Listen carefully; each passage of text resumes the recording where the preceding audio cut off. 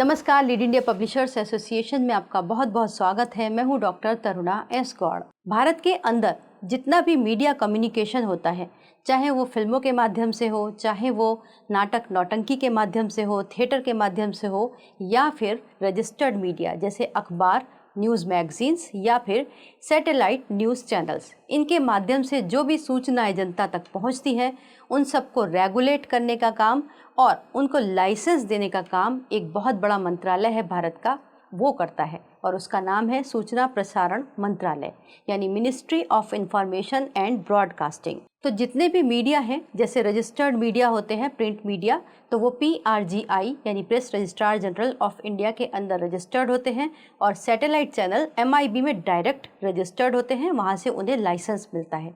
ठीक ऐसे ही जो डिजिटल मीडिया इस वक्त पैरेलली चलता है परंपरागत मीडिया के साथ साथ, उसको भी यहाँ पर रेगुलेट करने की एक व्यवस्था है।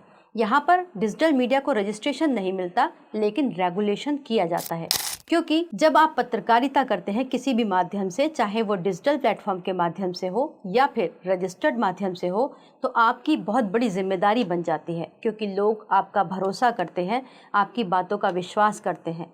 खबर कोई मामूली बात नहीं होती, तो ऐसे में जिम्मेदारियां बहुत बढ़ जाती हैं। तो सबसे पहले नियम और कायदे का पालन डिजिटल मीडिया और पत्रकार को ही करना होता है। तो आज हम जानेंगे कि अगर आप डिजिटल प्लेटफॉर्म के माध्यम से पत्रकारिता करते हैं, तो आप सूचना और प्रसारण मंत्रालय को अपने बारे में कैसे जानकारी देंगे, क्यों जानकारी देंगे, ये कहाँ पर मेंशन है, सब हम विस्तार से जानेंगे। साथ ही साथ हम आपको MIB को जो फॉर्म आपको भर के देना है, उसको भरने का प्रोसेस भी डिटेल में बताएंगे। सबसे पहले शॉर्ट में समझ लेते हैं कि आपको ये प्रोसेस करनी क्यों है। क्योंकि जब आप डिजिटल प्लेटफॉर्म के माध्यम से जर्नलिज्म करते हैं, तो आपके पास एक बहुत बड़ी पावर आ जाती है कि आप किसी व्यक्ति से सवाल पूछ सकते हैं, चाहे वो अथॉरिटी हो या फिर आम पब्लिक हो, और आप फील्ड में भी जाते हैं तो कई जगह आपको एक्सेस मिल जाती है, क्योंकि ज़्यादातर लोगों को नहीं पता होता कि आप केवल डिजिटल मीडिया हैं या फिर रजिस्टर्ड मीडिया, लेकिन फिर भी जिम्मेदारी आपकी आती है। ऐसे ही नियम कायदों का उल्लंघन ना हो, इसके लिए सरकार ने साल 2021 में कुछ नियम कायदे बनाए, जिसके अंदर डिजिटल मीडिया को कानून के दायरे के अंदर लाया गया। क्योंकि इंटरनेट के माध्यम से पत्रकारिता हो रही थी, तो यहाँ पर IT एक्ट का एक अमेंडमेंट किया गया और उसके अंदर IT रूल 2021 को जोड़ा गया, जिसमें ये क्लॉज दिया गया कि सभी डिजिटल प्लेटफॉर्म्स जो न्यूज़ और करंट अफेयर्स पर काम करते हैं, उनको अपने बारे में इंफॉर्मेशन सरकार को देनी पड़ेगी। अगर वो कायदे कानूनों का उल्लंघन करेंगे तो सरकार उनके चैनल को बैन कर सकती है और उनके खिलाफ अकॉर्डिंग टू द लॉ वो कोई भी लीगल एक्शन ले सकते हैं। तो इसमें आपको अपनी सूचना कैसे देनी है, उसके लिए एक फॉर्म निर्गत किया गया, यानी कि जारी किया गया। उस फॉर्म को आपको भरना है। तो सबसे पहले उस फॉर्म को ही देख लेते हैं। इस फॉर्म के अंदर जो जानकारी देनी है, उसमें आपको अपना MSME सर्टिफिकेट जो होगा वो बहुत काम आएगा। अगर अभी तक आपने अपना डिजिटल प्लेटफॉर्म MSME में रजिस्टर्ड नहीं करवाया, तो पहले उसको रजिस्टर्ड करवाइए, क्योंकि उसके अंदर जो डेट होंगी वो इस फॉर्म के अंदर आपको भरनी है। तो सबसे पहले इस फॉर्म का नाम है Format of the furnishing information from digital news publishers other than these referred to in Appendix 1। Appendix 1 का जो फॉर्म है वो रजिस्टर्ड मीडिया को भरना है। तो इससे टाइटल से आपका कोई लेना देना नहीं, ये टाइटल मैंने आपको बस समझाने के लिए बताया। इसके बाद आपको 3 पार्ट में अपने इस फॉर्म को कंप्लीट करना है। तो बेसिक इन्फॉर्मेशन में सबसे पहले A कॉलम में आएगा name of the title. Title से आप कंफ्यूज मत होइए। टाइटल आमतौर पर अखबार और पत्रिकाओं के लिए यूज़ होता है, लेकिन आपके चैनल के नाम को भी यहाँ पर टाइटल ही समझा जाएगा। फिर पूछा गया है लैंग्वेज, जिस भी भाषा में हो आप उसे भर सकते हैं, हिंदी, अंग्रेज़ी, उर्दू, बंगाली, कुछ भी। तीसरे में पूछ रहे हैं वेबसाइट URL। अगर आपके पास वेबसाइट है तो वेबसाइट को आप भर सकते हैं। अगर वेबसाइट नहीं है तो आप नॉट एप्लीकेबल लिख दीजिए, और या फिर सिंपल अपने चैनल का नाम उस पर लिख दीजिए। इसके अलावा पूछा गया है D में मोबाइल नंबर। आप अपना मोबाइल नंबर भर सकते हैं, ओनर का भी हो सकता है या फिर आपके एडिटर का भी मोबाइल नंबर यहाँ हो सकता है। इसके अलावा सोशल मीडिया प्लेटफॉर्म्स अगर आपके हैं तो आप लिख सकते हैं चैनल का नाम, और जो इंस्टा है या फिर FB है या फिर X है, वो सब आप यहाँ पर मेंशन कर सकते हैं। इसके बाद सेकंड जो आएगा वो आएगा एंटिटी इंफॉर्मेशन। एंटिटी मतलब यहाँ पर आपकी उसी नाम से है कंपनी या फिर आपकी प्रोप्राइटरशिप। तो सबसे पहले आपको अपनी कंपनी का नाम ही भरना है। ये चैनल का नाम भी हो सकता है या फिर आपकी कोई अलग कंपनी है तो वो भी हो सकता है। कंपनी नहीं है तो कोई प्रॉब्लम नहीं, आप केवल नाम लिख दीजिए। बी पार्ट में इसमें पूछा गया है पैन नंबर, ये ऑप्शनल है। अगर आपके पास पैन नंबर है यानी उस कंपनी का तभी भरना है, अदरवाइज नहीं। इसके बाद आपका वो month and the year of the incorporation आएगा, जो मैंने अभी स्टार्ट में आपको बताया MSME। तो जिस दिन आपने अपना MSME कराया उस पर एक डेट मेंशन होती है, तो आप उस इनकॉर्पोरेशन डेट को यहाँ पर भरेंगे। उसके बाद डी में कहा है month and the year commencement of the operations, यानी कि आपने as a digital news publisher किस दिन से स्टार्ट किया। तो आपने जब पहला वीडियो डाला हो तो वो भर सकते हैं, अदरवाइज नहीं तो आप वही पहले MSME वाली डेट डाल सकते हैं। अब ई सेक्शन में कहा गया है कंपनी आइडेंटिफिकेशन नंबर। ये उसी केस में होगा जब आपकी कंपनी रजिस्टर्ड हो। कंपनी रजिस्टर्ड करना कोई अनिवार्य नहीं है, अगर नहीं है तो आप चिंता ना करें, इस पर आप NA नॉट एप्लीकेबल लिख दीजिए। ऐसे ही बोर्ड ऑफ डायरेक्टर्स की डिटेल्स यहाँ भरनी है। अगर आपकी कंपनी नहीं है तो आपके ऊपर ये लागू नहीं होता, NA आप यहाँ पे लिख दीजिए। अब तीसरा जो सेक्शन है वो इम्पॉर्टेंट है, उसमें आया है contact information in India. In India किस लिए लिखा, क्योंकि ये OTT प्लेटफॉर्म्स को भी भरना है ये फॉर्म। तो OTT platforms out of India चलते हैं, तो उनके लिए ये क्लॉज है कि उनको अपना एक ऑफिस भारत में भी रखना है। और क्योंकि आप डिजिटल प्लेटफॉर्म है और भारत से ही है, तो आपका जो भी ऑफिस करंट में है आप उसका पता यहाँ पर भर सकते हैं। तो सबसे पहले आपको कॉन्टैक्ट पर्सन की डिटेल देनी है।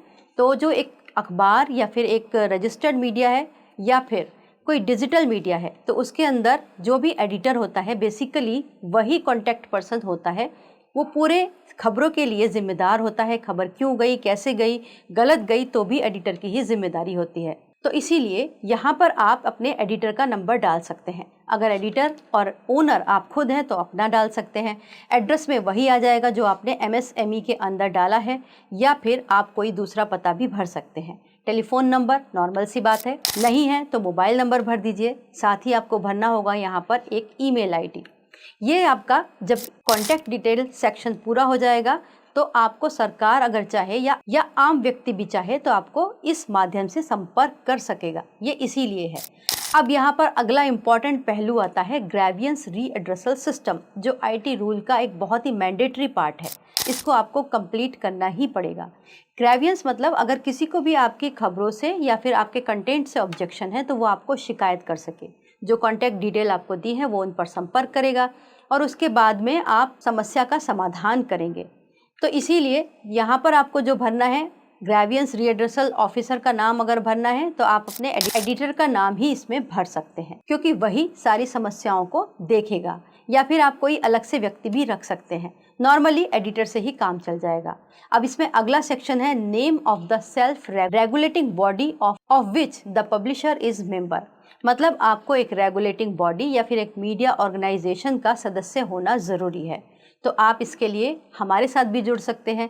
लीड इंडिया पब्लिशर्स एसोसिएशन एक मीडिया ऑर्गेनाइजेशन है जिसमें देश भर से क्षेत्रीय समाचार पत्र यानी रीजनल न्यूज़पेपर्स और मैगजीन मेंबर हैं as a print media, registered media के तौर पर। इसी के अलावा हमारे साथ देश भर से डिजिटल प्लेटफॉर्म्स भी मेंबरशिप लेते हैं।